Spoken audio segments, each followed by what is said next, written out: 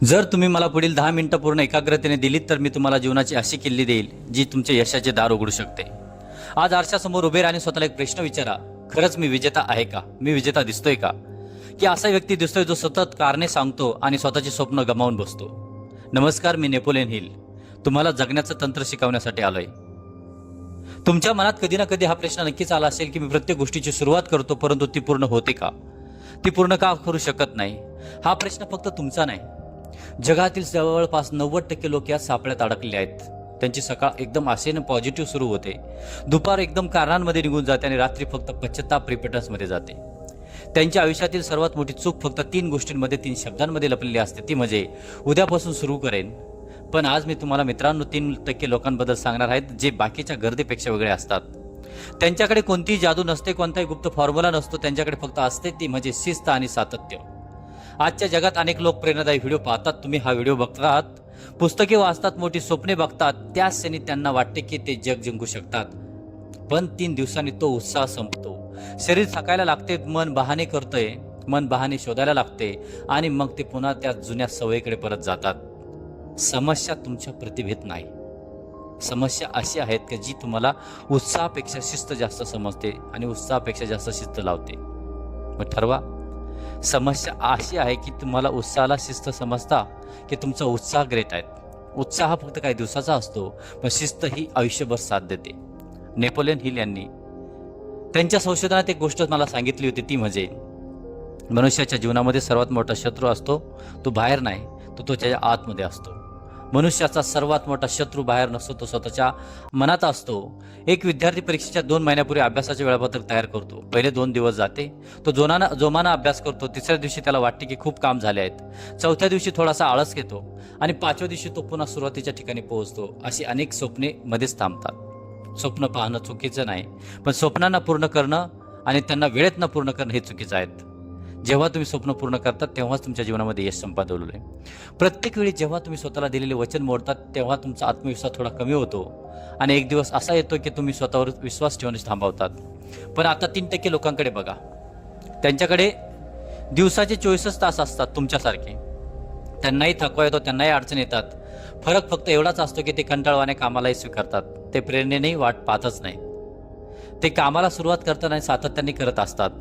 Think and grow rich या पुस्तकामध्ये मी सुद्धा असंच सांगितलं आहे, इच्छा हे एक प्रकारचं बीज आहे, पण सातत्य त्याला वाढवणारे पाणी आहेत. लक्षात ठेवा, तुमची इच्छा प्रबळ शक्ती असणं गरजेचं आहे, पण ते बी सारखं आहे, बीज आहे, पण सातत्य त्याला वाढवणारे पाणी आहे. पाण्याशिवाय बीज कधीच वृक्ष बनू शकत नाही.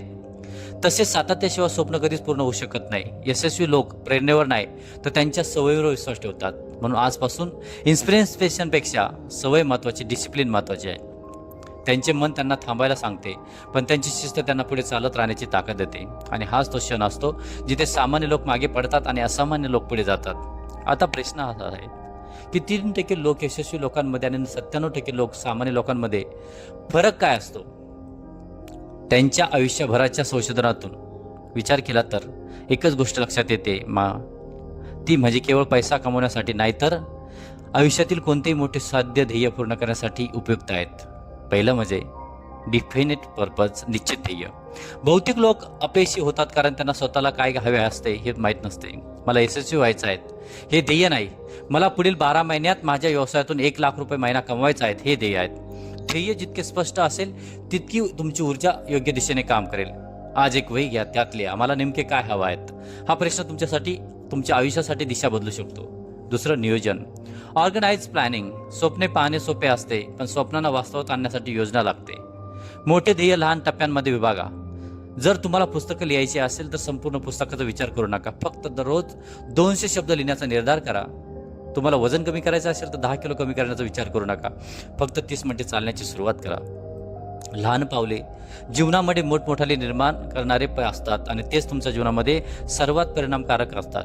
दुसरं, सातत्य खूप गरजेचं आहे. माझ्या मते सातत्य यशाचे सर्वात मोठे रहस्य आहेत. इच्छा प्रत्येकाकडे असते, सर्व स्वप्ने प्रत्येक जण बघतो, प्रत्येक जण सातत्यामध्ये कमी जास्त असतो. जेव्हा अपयश समोर येतो तेव्हा बहुतेक लोक हार मानतात, विजेते अपयशाला शिक्षक मानतात. दगड हा पायाला ठेच देत असतो, परंतु ते अपयश नसतं, तो सांगत असतो की पाय उचलून टाका.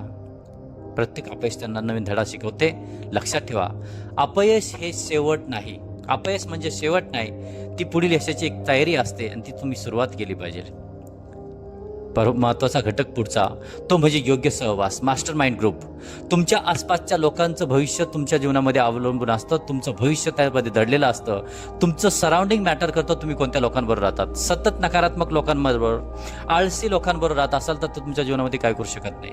तुम्हाला व्यवसाय करायचा असेल तर तुमचा मित्र, सहचारिणी, पत्नी, सहचारी, तुमचे सवंगडी, तुमचा पार्टनर हे सर्व त्या पॉझिटिव्ह थिंकिंगचे, पॉझिटिव्ह सराउंडिंगचे असले पाहिजे. नाहीतर काही लोक फक्त त्या फॅमिली ड्रामामध्ये बसलेले असतात की कायम सकारात्मक नव्हे तर निगेटिव्ह कारणं देत असतात. आज असं काम होतं, आज तसं काम होतं, त्यामुळे घडलं नाही, माझ्या घरात असा वेळ होता, माझ्या घरातला असा प्रॉब्लेम होता. ते जीवनात कधी यशस्वी होऊ शकत नाही. म्हणून तुमच्या परिवाराची निवड करत असताना काळजीपूर्वक करा. तुमचा मित्रपरिवार कसा आहेत असे लोक शोधा जे तुम्हाला खाली खेचणार नाहीत तर वर उचलतील. पॉवर ऑफ सबकॉन्शियस माइंड खूप गरजेचं आहे. तुमचे मन एका सुपीक जमिनीसारखे आहेत. तुम्ही त्यात जे पेराल तेच उगवेल. जर तुम्ही सतत भीती, शंका आणि नकारात्मक विचार पेरत असाल, तुमच्या जीवनामध्ये काहीच करायचं नसेल असा विचार घेत असाल तर नक्कीच तुमचं मन सुद्धा तसं तयार करेल. पण जर तुम्ही आत्मविश्वास, सकारात्मकता आणि यशाची बीजे पेरली तर नक्कीच तुमचं आयुष्य बदलेल. दररोज झोपण्यापूर्वी तुमचे स्वतःचे ध्येय स्वतःला सांगा. ते पूर्ण झाल्याची भावना निर्माण करा. तुमचे अवचेतन मन त्यावर काम करेल. जलद निर्णय घ्यायला शिकवा. यशस्वी लोक निर्णय लवकर घेतात आणि ते निर्णय सहज बदलत नाहीत. अपयशी लोक मात्र निर्णय घेण्यासाठी खूप वेळ घालवतात. मी याला विचारतो, त्याला विचारतो, माझ्या पत्नीला विचारतो, पतीला विचारतो, माझ्या वडिलांना विचारतो, आई वडिलांना विचारतो. घरचे नाही म्हणतात. घरच्यांच्या प्रॉब्लेम्स आहेत, त्यांना आवडत नाहीत. त्यांना कम्फर्ट झोन सोडायचा नाही, त्यांचं मत आहे. 9 ते 5 हा कम्फर्ट झोनच गरजेचा आहे. नोकरीच गरजेची आहे. लोकांना सांगणंच गरजेचं आहे. ही सर्व गोष्ट टाळाटाळ आहेत. टाळाटाळ हा यशात सर्वात मोठा शत्रू आहे. जर एखादी गोष्ट तुम्हाला योग्य वाटत असेल सुरुवात करा. योग्य वेळेची वाट पाहू नका, कारण योग्य वेळ कधीच येत नसते, ती तुम्हाला निर्माण करावं लागत असते आणि तुम्हीच तुमच्या जीवनाचे शिल्पकार आहात. कृतीला प्राधान्य द्यायला शिका. ॲक्शन ओव्हर थिंकिंग, जास्त विचार करणं ही सगळ्यात जास्त वाईट सवय आहेत जी तुमची अनेक स्वप्न पूर्ण नष्ट करत असतात. लोक महिन्यांपासून योजना तयार करतात पण कृती करत नाही. लक्षात ठेवा, विचार तुम्हाला सुरुवात करून देऊ शकतात पण कृतीच तुम्हाला यशापर्यंत घेऊन जाऊ शकते. पहिले पाऊल उचला. एकदा सुरुवात झाली का तुमच्या जीवनामध्ये आपोआप भीती कमी होईल. तुमचं यश आपोआप येत राहील. हळूहळू सुरुवात करणार आणि कारण यश हे विचार करणारा नाहीत तर कृती करण्याना देत असतं. आणि जीवनामध्ये यश संपादन करायचं असेल तर प्रथमतः स्वतःला सुरुवात करावं लागेल.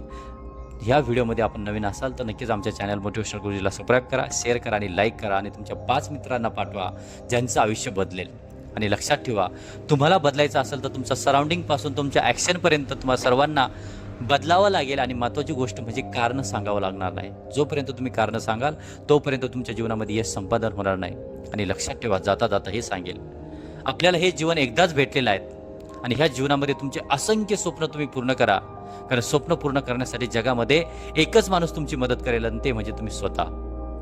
अडचण असल्यात मी नेपोलियन हिल तुमच्या सोबतच आहेत. परंतु आत्तापासून लगेच सुरुवात करा आणि कमीत कमी सकाळी पहाटे 5 वाजता उठा आणि स्वतःच्या ध्येयाला एकदम व्यापक विचाराने पुढे न्या अशी अपेक्षा करतो आणि नक्कीच तुम्ही कराल.